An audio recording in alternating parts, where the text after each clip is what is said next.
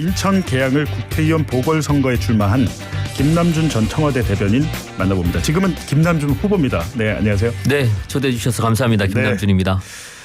예, 뭐 어떠세요 요새? 뭐 열심히 다니고 있죠. 열심히. 송영길 후보랑은 좀 푸셨나요? 뭐 풀고 안 풀고의 네. 문제는 아닌 것 같고요. 네. 송 대표님이 정말 전폭적으로 지원해 주고 계십니다. 그렇습니까? 네, 그러니까 예를 들면 네. 어디 현장을 간다거나 누구를 만나러 간다거나 그럴 때마다 송 대표님한테 전화 받았어요. 네. 김남준 후보 많이 지원해 달라고 네. 말씀하시더라고요. 이런 얘기들을 네. 정말 많이 하세요. 곳곳에서. 아무래도 뭐 인천시장도 하셨고 거기서 의원을 또 오래 했기 때문에 송영길 후보 인맥이 꽤 많긴 많을 거예요. 그럼요. 그렇죠? 네. 굉장히 많으시죠. 일단 보면은 작년 크리스마스 성탄절 생각이 나는데 그때 이제 대통령하고 이제 여사님하고 그 인천 계양에 있는 교회에 가서 성탄절 예배를 드렸잖아요. 그렇습니다. 해인교회라고 민중교회, 민중 사목을 열심히 하고 있는 교회가 있습니다. 거기 원래 대통령이 좀 다니시던 데인가요? 아니면 가끔 가시던 데인지? 이 일정 있을 때 가서 방문도 하셨었고요. 네. 근데 그때 사진 보면은 나란히 앉아가지고 눈을 감고 기도를 하는데 요 사진만 봐서는 대통령이랑 좀 인상이 비슷한 게 있어요. 그렇습니까? 그런 얘기 안 들으세요? 가끔가다 듣기는 하는 것 같습니다. 요 사진 봐서는 거의 이게 뭐 친인척 관계 같이 닮아 있거든요. 오래 같이 하다 보니까 인성이 닮을 수도 있을 것 같네요. 네. 그래서 그런지 이날 이 사진 나오면서 김남준 저 대변이 출마한다 계양을 해. 이 기사가 쏟아지기 시작했어요. 네, 맞습니다. 그럼 실질적으로 대통령에게 저 출마하겠습니다 얘기는 언제쯤 했어요? 그게 뭐 사실 어떻게 보면 또 자연스럽게 그렇게 이루어진 측면들이 있어요. 뭐 아시겠지만 조기 대선이라는 거를 통해서 대통령으로 되신 것 아니겠습니까? 원래 내란이 없었으면 국회의원직 계속하면서 자기가 공약했었던 것들 다 지키셨을 겁니다. 그런데 조기 대선으로 바로 대통령으로 오면서 국회의원 임기가 중단이 된 거죠. 그러면서 국회의원 때 썼던 그런 공약들이나 정책들을 다 못 이루고 온 것에 대한 그런 안타까움, 아쉬움 이런 것들을 말씀을 하셨고 저도 옆에 있으면서 그런 것들을 과연 누가 챙기는 게 바람직할까? 그러면 이재명이라는 대통령에 대해서도 잘 알고 있어야 될 테고 국정 기조도 잘 이해하는 한편 또 계양에서 왜 이런 공약들을 하게 됐고 계양의 사정은 어떻고 이런 것도 잘 아는 사람이 하면 좋겠다. 그러면서 제가 그 역할을 감당해야 하는 것 아니냐, 할 수 있겠느냐 뭐 이런 생각을 하면서 결심을 하게 됐습니다. 그러니까 처음에 언제쯤 얘기하셨어요 그러면? 그것도 얘기를 본격적으로 딱 했다기보다는 제가 그런 결심을 하게 된 거는 아마 작년 여름 무렵, 늦여름 무렵에는 제가 결심이 섰다 이렇게 말씀드릴 수 있는 시점이 그 시점 같고요. 그러면 이제 이거를 대통령에게 얘기했을 때 네네. 대통령의 반응은 어땠습니까? 그러니까 그 질문이 굉장히 많습니다. 많은데 뭐 아시겠습니다만 이 대통령의 발언을 이렇게 전하는 과정에서 또 해석 달라지고 또 왜곡도 생기고 이런 부분들이 다른 있어서 라디오에서 말씀하신 거 들었는데 돈이 막이다. 돈 조심해라 정치하면서 그 말씀하셨다는데 그거 말고 하나 더 오늘 왔으니까. 그래서 뭐 좀 전언을 해드리기는 그렇고 아까 말씀드렸듯이 이 계양에 대한 애정이 굉장히 있으세요. 그러니까 생각을 해보시면 자기가 가장 힘들었었던 순간에 자기를 품어줬었던 곳이 계양이고 계양에 있는 주민들이 정말 환대해주지 않았으면 어떻게 보면 지금의 이재명 대통령이 탄생할 수 있었을까 이런 생각도 해봄직합니다. 그렇기 때문에 계양에 대한 그런 애정들, 뭐 관심들, 그다음 못한 것들에 대한 아쉬움 이런 것들은 뭐 평소에도 그렇고 많이 말씀을 하셨습니다. 이번에 그 국회에서 정치검찰 조작기소 의혹 국정조사 했잖아요. 네네. 그거 보셨나요? 뭐 제가 자세히 들여다볼 수는 선거운동 때문에 자세히 못 보셨겠지만 없었던 상황이기는 합니다만 대장동 사건, 대북송금 사건에서 조작 불법 강압 정황, 증거, 증언 엄청 나왔거든요. 저는 어떤 느낌이었냐면 우리가 수년 전부터 아니 처음부터 이건 이렇습니다를 그렇게 목 놓아서 막 주장을 했을 때는 사실 아무도 안 들었습니다. 이게 지금에서 이렇게 다뤄지는 것만 하더라도 이제 뭐 진실은 언젠가는 드러나는구나. 아무리 포연이 자욱하다고 하더라도 진실은 결국 규명되는구나 이런 것들을 좀 느낄 수가 있었고. 근데 문제는 그럼에도 불구하고 아까 말씀하셨듯이 잘 조명이 또 안 되고 있기도 합니다. 그러니까 청와대 대변인을 하셨으니까 바로 그걸 직감했을 텐데 언론 보도가 거의 없었습니다. 네, 많지 않았어요. 네. 이거 되게 좀 저는 이게 왜 이런 거야라고 이거는 한번 언론 학자들한테도 제가 물어보고 현업에 있는 뭐 그래도 데스크들한테도 물어보고 하는데 명확한 답이 없거든요. 결국은 뭐 중요하게 생각하지 않고 있거나 아니면 중요하게 생각하고 싶지 않거나 뭐 이런 것 아니겠습니까? 근데 이제 제가 방송하고 이러면 댓글에 뭐라고 적혀 있냐면 언론과 검찰이 공범이라서 그래. 시민들은 이렇게 댓글도 많이 달아주십니다. 근데 정말로 왜냐하면 특히 남욱 변호사 같은 경우에는 네. 뭐 진술을 바꿔서 원점으로 왔습니다만 네. 남욱 변호사랄지 뭐 이강길 씨, 뭐 대장동 사건 뭐 시행업자랄지 많은 분들이 지금 폭로를 하고 있는데 네. 거기에 대해서 그 폭로를 그럼 좀 검증을 해보자든지 그게 네. 아니고 그냥 아예 안 써버리니까 국정조사 결과가 아무리 좋아도 그런 걸 했었어? 국민들이 잘 모르거든요. 그렇죠. 근데 그렇다 보니까 특검을 왜 해야 되는 거야? 그게 그렇게 필요한가? 이런 인식을 줄 것 같아요. 네네. 물론 이제 특검에 대한 지금 찬성 여론은 70%는 넘더라고요. 네, 맞습니다. 알겠습니다. 근데 하여튼 지난 윤석열 정권 때 어찌됐든 윤석열은 계속해서 이제 이재명 민주당 대표를 감옥에 보내려고 부단히 노력했잖아요. 그렇습니다. 그때 그 바로 옆에 있었는데 맞습니다. 어땠습니까 그때? 사실 이제 그런 것들을 저희가 겪어온 게 그 이전부터 늘 그래왔었습니다. 사실은 뭐 성남시장 시절에도 계속 그랬었죠.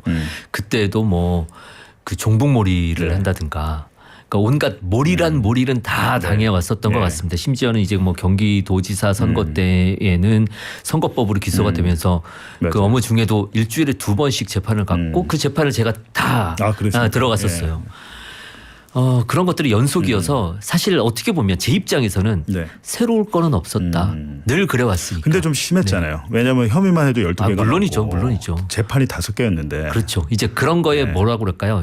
익숙해 왔었던 광경이긴 하지만 결국은 끝판왕을 만난 것 같은 뭐 그런 느낌이었습니다.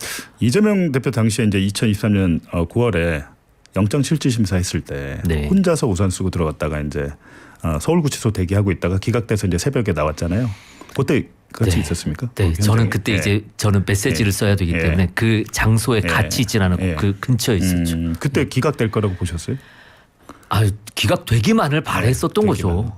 그리고 이게 정상적이라면 기각될 거다라는 생각은 가지고 있었지만 사람 일이 어떻게 될지 모르니까 조마조마하면서 기다리고 있었던 기억이 납니다. 알겠습니다. 하여튼 그런 많은 고비들을 넘어서 이제 결국에 대통령이 됐고 우리 김남준 후보는 청와대 대변인을 하고 이제 정치에 도전하시는데 두 분 그러니까 대통령과 처음 만난 게 원래 기자셨죠. 네, 그렇습니다. 그래서 기자대 취재원으로 만났었죠. 언제쯤 만났습니까? 그게 2005년 무렵이었어요. 2005년이요? 네. 그러면 뭐 인권 변호사하고 그럴 맞습니다. 그 지역에서 시민사회 운동하고 인권 변호사를 하던 이재명 변호사를 기자대 취재원으로 만났었죠. 그래요? 뭐 관련해서 만나서 뭐 기사 쓴 것도 있고 그럴까요?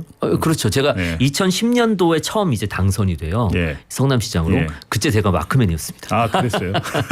아니 기자를 그만두고 같이 좀 뭐랄까 일을 해도 되겠다 이렇게 생각한 이유가 뭐였습니까? 그러면? 제가 이제 지역에서 그러니까 지역에서 기자 생활을 하다 보니까 감시자로서 지역을 조금씩 바꿔 나가고 지역이 조금씩 나아지고 이런 것들을 보람을 많이 느꼈었거든요. 근데 이재명 정부가 들어서고 굉장히 옳은 방향으로 잘 하고 있는 모습을 보면서 감시자의 역할을 하면서 지역을 바꿔 나가는 것도 유의미한데 직접 그 안에 참여를 해서 지역을 바꿔 나가는 것도 다른 한편으로 또 의미가 있겠다라는 맞습니다. 생각이 들어서 그때부터 이제 성남시 대변인으로 활동을 하게 됐어요. 처음에 성남시장 됐을 때 돈이 없어가지고 모라토리엄을 선언했었죠. 집을 못한다. 집을 위해서까지 했는데 그게 다 극복이 된 거죠. 두 번. 그렇습니다. 맞습니다. 그리고 이제 성남시 대변인으로 활동을 하셨는데 가장 보람있던 정책으로 계곡 정비 생중계 이게 뭡니까? 계곡 정비? 그게 이제 경기도지사 때의 일인데 보통 보면 이제 계곡에 뭐 불법 음식점들을 이제 세우면서 불법 시설들을 설치하고 했었잖아요. 그런 것들이 미관을 해치기도 하고 또 거기에서 폭리를 취하면서 계곡을 찾은 분들에게 이제 피해를 또 입히고 이런 부분들을 문제 해결을 해보자라고 해서 그 상인분들과 아주 치열한 토론들을 하기 시작했습니다. 그런데 이제 상인들은 기존에 자신들이 해오던 것이 있으니까 이것이 어떻게 보면 불법이기도 하면서 또 권력화가 되어 있는 측면들도 있었습니다. 그러니까 저항이 심했다는 거죠. 그 권력을 깨야 하기 때문에.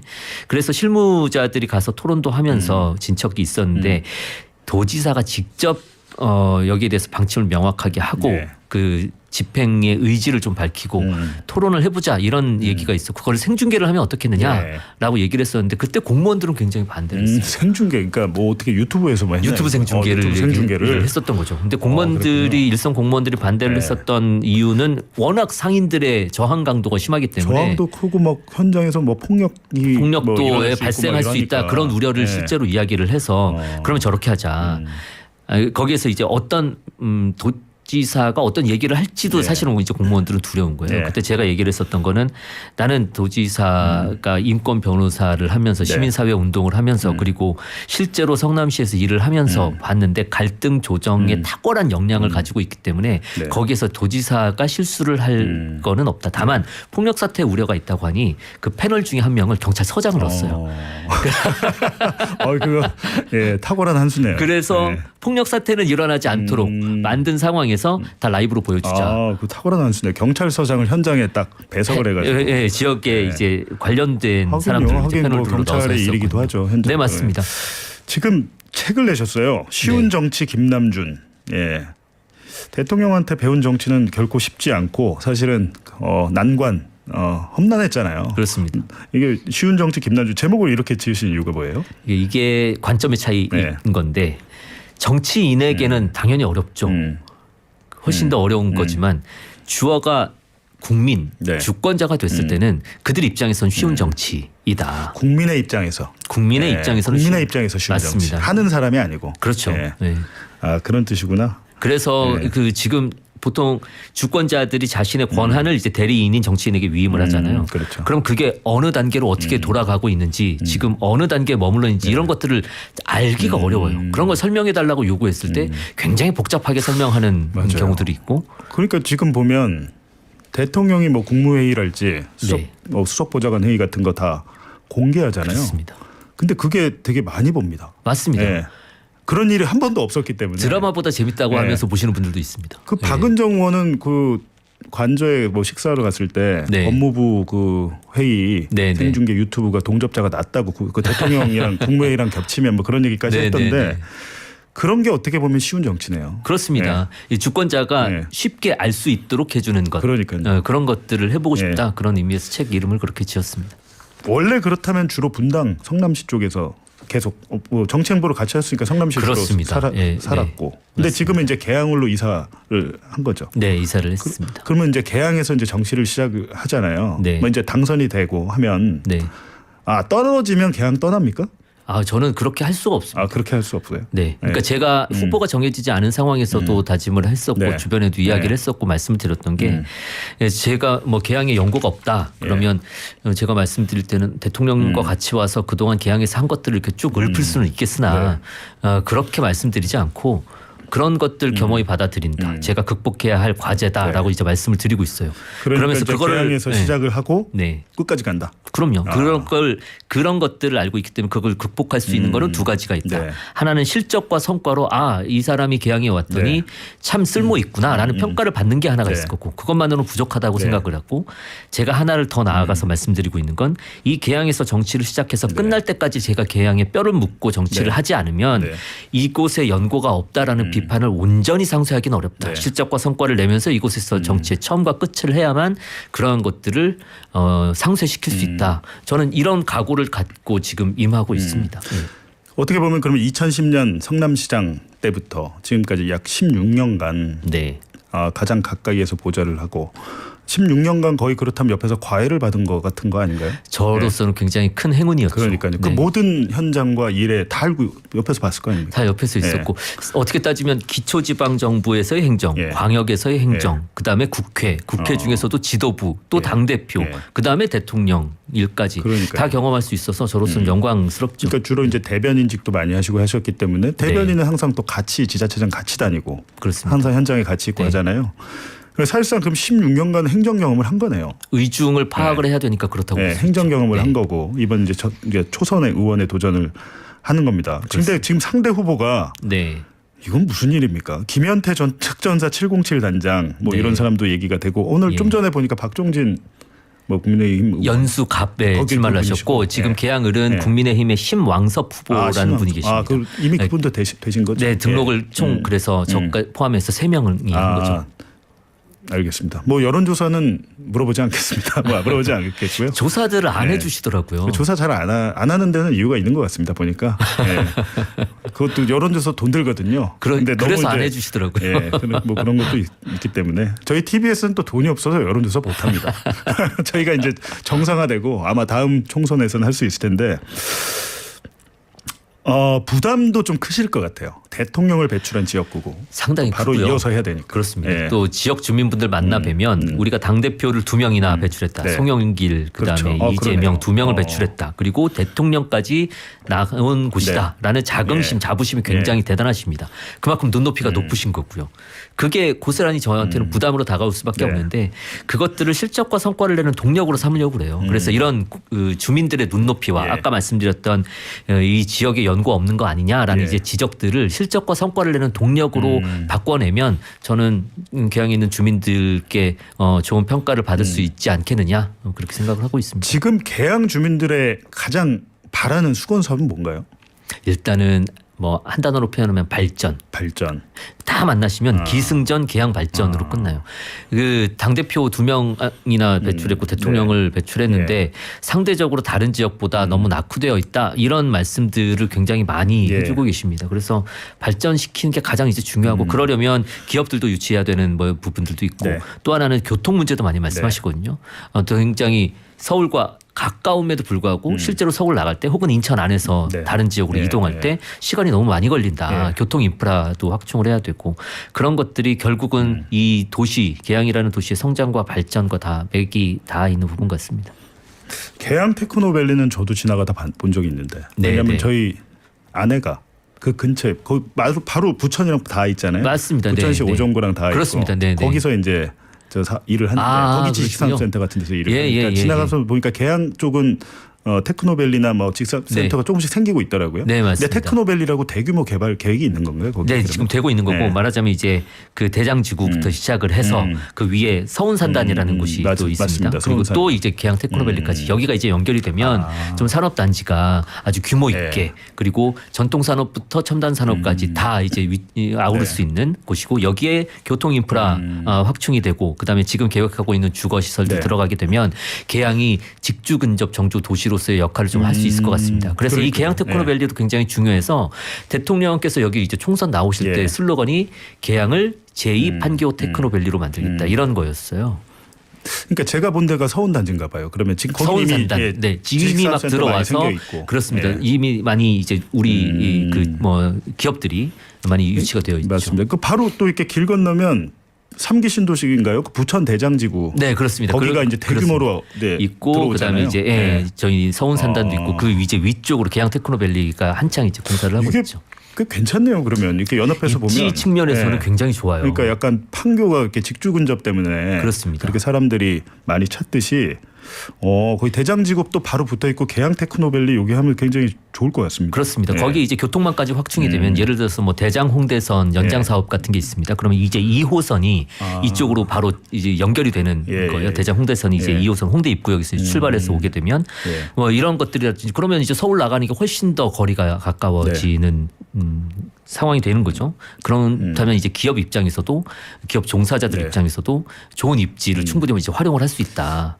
계산동도 지금 계양을 해. 네, 맞습니다. 지금 9582님께서 계산동 주민입니다. 서울 출퇴근하면서 종종 듣습니다. 인천에도 TBS 나옵니다. 네네. 그러니까 12시 방송은 처음 듣네요. 우리 지역 좀 발전시켜줘요. 발전 얘기 바로 나왔습니다. 맞습니다. 그렇게 말씀들을 많이 하십니다. 그리고 여기가 이제 원도심들이 있어서 원도심의 주거 문제들도 좀 해결을 해야 되는 측면들이 있습니다. 재개발 재건축도 속도를 내야 되고. 123 하나님은 계양사입니다. 우리 동네 얘기 나오니 신기하네요. 인천에도 TBS 시청자들 꽤 많이 계신다고 합니다. 네네네. 알겠습니다. 그러면 이게 중요한 것은 만약에 이제 이건 또 지자체장 인천시장과 또 협업을 해야 될 부분도 많이 있잖아요.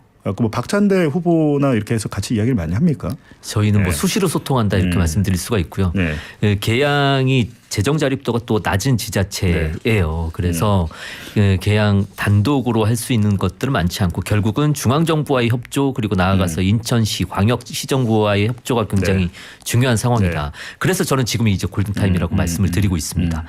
이재명 정부가 굉장히 국정 운영을 잘 하면서 지지율도 높은 상황이고 또 이재명 대통령이 힘 있는 임기 초반이기도 하고 바로 이때에 뜻이 잘 맞고 그리고 국정기조 잘 이해하고 네트워크도 잘 되어 있는 시 정부 그다음에 이제 국회의원 같이 연계를 한다면 그동안 못했었던 것들을 좀 속도감 있게 풀어낼 수 있지 않느냐. 그래서 제가 이번 선거의 컨셉을 이렇게 규정을 했어요. 예. 이재명의 약속을 김남준이 지키겠습니다. 이렇게 규정을 했습니다. 그래서 지금 제가 하고 있는 네. 공약들 뭐 어제도 교통 공약을 발표했습니다마는 다 이재명 대통령께서 여기에서 했었던 공약들이에요. 그러니까 이 공약들을 제가 또 제 공약으로 내세워서 압도적인 지지율로 당선이 된다면 네. 대통령의 공약을 지키겠다고 하니까 이렇게 주민분들이 압도적으로 지지를 해주시지 않습니까?를 지렛대 삼아서 훨씬 더 속도감 있게 추진할 수 있을 것 같습니다. 그러니까 그때 국회의원이었던 분이 내걸었던 공약을 이제 하시면 그분이 대통령이 됐으니까 그 공약은 실현될 확률이 매우 높네요. 실현해야만 하죠. 그러니까 네, 그렇습니다. 매우 높네요. 네. 당연히. 그래서 제가 저런 말씀 드리는 거예요. 잘 되면 대통령 덕분인 거고 안 되면 김남준 탓이다. 네. 저 이거 하나 궁금한데 네. 그 이재명의 이제 보좌진 최측근 보좌진 중에 이제 뭐 김남준 대변인하고 김현지 부속실장 있잖아요. 네네. 김현지 부속실장은 오랜 동안 같이 일했잖아요. 그렇습니다. 네. 나 국회로 갈 거야. 나 국회로 가고 싶어라고 얘기했을 때 어떤 네. 반응이었어요? 그게 이제 주변에서 아까도 말씀드렸던 건데 제 주변에서 자연스럽게 어느 순간부터인가 저는 해야 되는 사람이 돼버렸더라고요. 그러니까 그거를 인지하고 또 결단하고 했을 무렵에는 주변에서도 동일하게 생각을 했던 것 같습니다. 그게 아마 이제 저희들이 너무 오랜 기간 동안 같이 이제 일을 해오다 보니까 그냥 자연스럽게 눈빛만 봐도 그런 식으로 길이 만들어지더라고요. 아니 국민의힘에서는 말끝마다 현지 김현지 뭐 하는데 김현지 부속실장이 실세입니까? 비선 실세예요? 아 정말 열심히 하는 사람이지 뭐 비선 실세 이런 걸로 표현할 수 있는 그런 것이 아닙니다. 이게 왜 그런 현상이 나타나냐면 정보가 없다라는 이유로 색칠하기가 좋은 거예요. 그러니까 자꾸 이제 색칠을 하는 거거든요. 근데 저희 입장에서는 답답해요. 저도 얼마 전까지만 해도 정보가 없는 베일에 쌓여 있는 사람이었어요. 그럴 때마다 저는 그래도 이제 대변인을 많이 하셔가지고 그나마 조금 맞습니다. 그나마 조금 나음에도 불구하고 얼마 전까지만 해도 저랑 김현지 부속실장은 정보가 실체가 없는 정보가 없는 사람이었어요. 그럴 때마다 제가 항변하는 게 뭐냐면 아무도 나한테 관심 안 가져줬지 않냐. 누가 한 명이라도 물어봤냐. 물어봤으면 다 대답했을 거다. 이런 얘기를 하죠. 아니 심지어 보니까 출신 대학도 다 막 엉뚱한 대학을 막 지목을 하면서 맞죠? 그러니까 그런 것들이 다 이제 색칠하기입니다. 아. 색칠하기. 근데 이제 비선 실세라고 하면 통상 자기 정치의 뜻을 갖고 있는 사람이잖아요. 자기 세력을 만들려고 하고 자기 정치의 뜻을 갖고 있는 사람을 뭐 그런 여태까지 보면 뭐 그러기도 하고요. 아니면 자기 이익을 도모한다든가 그렇습니다. 뭐 금전적인 아니면 정치적인 이익을 도모한다든가. 근데 김현지 부속실장은 그런 일이 한 번도 없었던 그런 것 일도 같은데. 없고요. 제가 아까도 말씀드렸지만 더 중요한 거는 숨으려는 자와 관심이 없어서 안 알려지는 거는 또 완전히 다른 거거든요. 저희는 비주류의 삶을 살아오지 않았습니까? 그러면서 사람들이 관심을 안 가졌을 뿐 우리는 언제고 숨으려 한 적이 없어요. 비주류의 삶을 살아왔다. 근데 그 말이 진짜 맞긴 맞는 것은 왜냐하면 보니까 박근혜 정권 때부터 국가정보원이 좀 사찰을 하고 했어요. 그렇습니다. 그때 김 과장이라고 아시죠? 네, 그 얘기 들었습니다. 국정원 김 과장 그분이 이제 뭐 사찰하고 나중에 재판까지 받은 걸로 알고 있는데 비주류의 삶을 오랫동안 살다가 주류가 됐어요. 뭐 좀 다릅니까? 특별히 다른 거를 느끼지 못하고 있고 어떻게 보면 느끼지 않으려고 하는 것도 있는 것 같습니다. 그러니까 어떤 측면이냐면 제가 이재명 대통령께 많은 거를 배웠지만 가장 중요하게 생각을 하는 것이 국민을 사고의 중심에 놓는 것. 내 생각의 주어는 항상 국민 주권자여야 하는 것, 국민과 가까이 있는 것 이런 것들을 굉장히 중요하게 생각을 했는데 어떻게 보면 주류라는 것이 지금 기존에 그러니까 이전에 정치들을 봤을 때는 국민과의 거리가 멀어지는 것처럼 보이기도 했습니다. 그게 왜냐하면 뭐 이 표현이 적절한지는 모르겠습니다만 여의도 중심 혹은 정치인들 커뮤니티 중심의 사고를 해왔었던 부분들에 대한 지적들을 많이 했었잖아요. 그게 국민과의 거리가 멀어지는 이유라고 이제 봤기 때문에 항상 국민들 옆에 있고 싶다. 그걸 비주류라고 뭐 말한다면 뭐 어떻게 불러도 상관없다. 그 삶을 계속 살아보고 싶다. 그 사고를 계속 유지하고 싶다. 이런 생각을 합니다. 지금 그렇다면 그 선거 캠프는 어떤 분들로 꾸려져 있습니까? 뭐 자원봉사 해주시는 분들 하고요. 지역에 계신 분들 중심으로 하고 있고 또 뭐 주변에서 또 도와주시는 뭐 의원님들의 도움도 받고 그렇게 하고 있습니다. 그래도 이제 민주당 이재명 민주당 대표를 이렇게 모시면서 국회 경험도 했잖아요. 그렇죠. 국회 경험도 했는데 내가 국회에 가서 보좌진이 아닌 의원이 되면은 난 요렇게 한번 해봐야겠다 하는 게 좀 있습니까? 조금 더 주권자들과의 거리를 좁힐 수 있는 다양한 방법들을 시도해봐야 되겠다. 네. 그러니까 이재명 대통령님 같은 경우에도 SNS를 뭐 한다든지 네. 다양하게 이제 소통을 하려고 노력을 많이 했잖아요. 저는 이제 그것들도 당연히 해야 되는데 그러면서도 문턱을 좀 낮출 수 있는 방법은 뭐가 있을까에 대한 고민들을 하고 있습니다. 그러니까 예를 들어서 타운홀 미팅을 한다고 하더라도 혹은 뭐 국회의원들 많이 이제 거리로 요즘은 나서서 지역의 민원 상담실을 이제 운영도 하고 하잖아요. 그런 것들의 문턱을 조금 낮출 수 있는 혹은 그런데 가벼운 마음으로 가서 혹은 가고 싶은 마음이 들도록 해서 그런 자리들을 좀 만들 수 있는 이런 방법들은 뭐가 있을까 이런 고민들을 하고 있습니다. 그러게요. 국민주권 정부고 실제로 지금 보시면 진짜로 그 바닥서부터 이렇게 쭉 다 훑으시는 것 같아요. 맞습니다. 시장이나 이런 데 보면 예전에 이 당시 대표하실 때 이재명 민주당 대표 때 거기서 막 삼겹살 먹고 이런 것들 막 유튜브에 나오고 했던 것 같은데 네, 맞습니다. 그런 시장이나 이런 진짜 상인들 자영업자들 만나면 뭐라고 합니까? 요새 만나보시면 뭐 사실 어제도 만났고 뭐 자주 만나 뵙기는 합니다만 요즘 골목 상권을 보면 뭐 코스피 지수라든지 이런 지표들은 굉장히 좋아지고 있는데 그게 바닥에까지 영향이 끼쳐지고 있느냐 거기에 대해서는 저는 아직은 아니다 이렇게 말씀을 좀 드릴 수 있을 것 같아요. 그러니까 그런 경제의 지표들이 실제로 민생 현장에서 체감될 수 있도록 하는 게 굉장히 중요하겠다라는 생각을 하고 있습니다. 알겠습니다. 오늘 뭐 준비를 많이 하셨네요. 대변인을 많이 하셔서 그런지 막힘없이 얘기를 하시는데 사실은 여기 질문 절반은 여기 질문지에 없는 거거든요. 없는 건데 뭐 막힘없이 얘기를 잘 하십니다. 역시 대변인 출신이고 또 기자 출신이어서 그런지 준비된 정치인인 것 같고 쉬운 정치가 정치를 하는 입장에서 쉬운 정치가 아니고 정치를 뭐랄까요 그 효능감을 맛보는 국민의 입장에서 쉬운 정치다. 요거 처음에 좀 제목 좀 있었어요. 송영길 후보도 요거 가지고 조금 약간 시비 걸었었는데. 그러니까 뭐 시비까지는 아니었던 것 같고요. 근데 대개 이제 정치인들이 정치를 하다 보면 정치인을 주어로 생각하는 경우들이 종종 있게 되죠. 네, 알겠습니다. 아무튼 뭐 얼마 안 남았습니다, 진짜. 다음 달이면 또 새로운 삶을 시작할 수도 있어서. 그래서 열심히 정말 뼈를 갈아 넣는다라는 각오를 하고 하여튼 있습니다. 뭐 붙든 떨어지든 TBS는 종종 나와주십시오. 알겠습니다. 그렇게 하겠습니다. 김남준 후보였습니다. 고맙습니다. 고맙습니다.